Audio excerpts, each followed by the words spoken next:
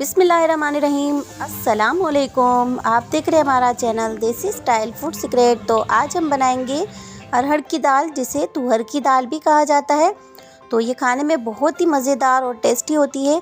अगर इस तरह की दाल आप भी बनाएंगे तो आप भी इसके फ़ैन हो जाएंगे। तो इसलिए इस रेसिपी को ज़रूर ट्राई कीजिएगा। और अगर हमारी रेसिपी आपको पसंद आए तो इसे लाइक कीजिएगा।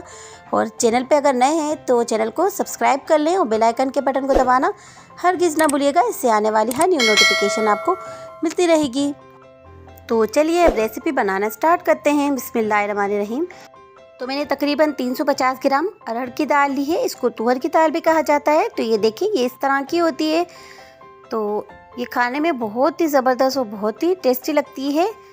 तो इसको मैंने अच्छे से साफ़ कर लिया है। अब मैं इसको अच्छे से धो लूँगी। इसको अच्छे से मसल के धोना है, ताकि इसमें जो भी स्टार्च वगैरह हो इसका वो सारा निकल जाए।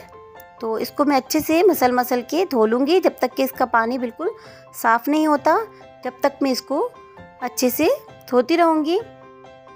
तो ये देखिए, मैंने इसको अच्छे से वॉश कर लिया है।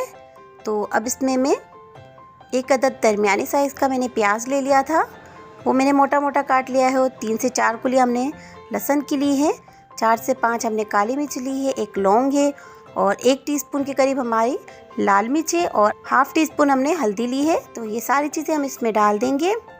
तो इसमें मिर्ची इतनी तीखी नहीं होती है, तभी इसका असली फ्लेवर आ पाता है। तो अब इसमें मैं डाल दूँगी 1 टेबल स्पून भर के घी।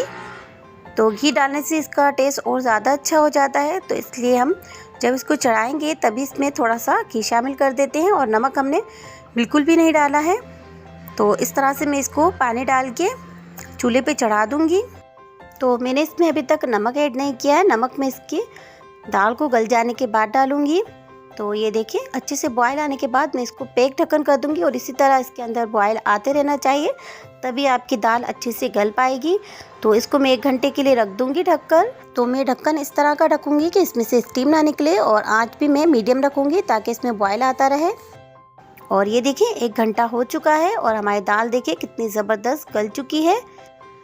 तो देखिए, बिना मैश किए हमारी दाल कितनी अच्छी गल चुकी है। तो इसको हमें इतना मैश करने की भी ज़रूरत नहीं पड़ेगी। तो ये देखें, बहुत ही ज़बरदस्त इस तरह से अगर स्टीम नहीं निकलती है और इसका ढक्कन अच्छे से पैक होगा तो आपकी विदाउट कुकर के भी बहुत अच्छे से दाल गल जाती है।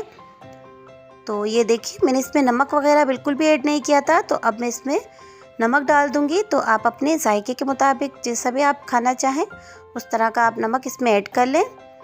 तो ये नमक मैंने बाद में डाला है, क्योंकि हमारी फिर दाल नमक डालने से गलती नहीं है। तो देखिए, थोड़ा सा मैं इसको मैश कर लूँगी, ताकि जब हम इसमें पानी शामिल करेंगे तो पानी और दाल हमारी अलग अलग ना हो। तो इसीलिए मैंने थोड़ा सा इसको मैश कर लिया है। तो देखिए, दाल हमारी इस तरह से अच्छी सी मैश हो चुकी है, बहुत ही ज़बरदस्त सी मैश हो चुकी है। तो अब इसमें हम अपनी ज़रूरत के मुताबिक पानी डाल देंगे। तो पानी आप अपने हिसाब से डालें, जिस तरह की आप दाल को पसंद करते हैं। ज़्यादा अगर आप थिक पसंद करते हैं तो आप थोड़ा कम डाल लें, और अगर आपको ज़्यादा पतली रखनी है तो थोड़ा ज़्यादा डाल लें। आप अपने हिसाब से पानी डाल लें।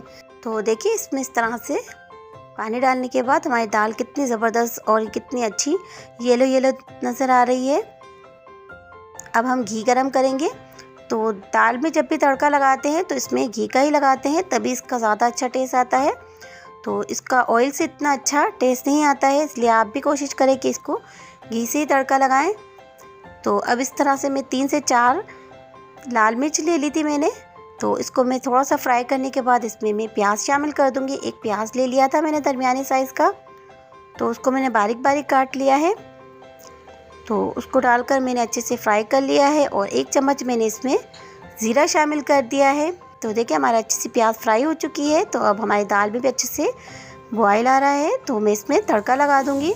तो देखिए, तड़का लगाने के बाद हमारी दाल की रंगत चेक करें, कितनी ज़बरदस्त और कितनी अच्छी लग रही है। और ये खाने में भी बहुत ही टेस्टी और बहुत ही ज़बरदस्त लगती है। और सिंपल सी और सादा सी रेसिपी है। तो ये खाने में बहुत ही ज़बरदस्त लगती है। अगर आप ये दाल बनाएंगे तो आप दूसरी दालों को भूल जाएंगे और आप भी इसी दाल के फ़ैन हो जाएंगे। तो अगर आपको दाल चावल बनाने हो तो ये वाली दाल बनाएं। दाल चावल के साथ भी अच्छी लगती है और ये रोटी के साथ भी बहुत ज़बरदस्त लगती है। तो आप इसके साथ टमाटर की चटनी बनाएं या फिर मिर्च फ्राई करें, बहुत ही मज़े की लगती है। तो अब इसको मैं हरे धनिये से गार्निश कर दूंगी। तो ये बहुत ही ज़बरदस्त सी लगती है। अगर आपको हमारी ये रेसिपी पसंद आई हो तो इसे लाइक कीजिएगा और शेयर भी कर दीजिएगा। तो अभी तक अगर आपने हमारे चैनल को सब्सक्राइब नहीं किया हो तो प्लीज़ जाने से पहले चैनल को लाजमी सब्सक्राइब कर लीजिएगा। तो अब हमें इजाज़त दीजिए, दुआओं में याद रखिएगा। अल्लाह हाफिज़।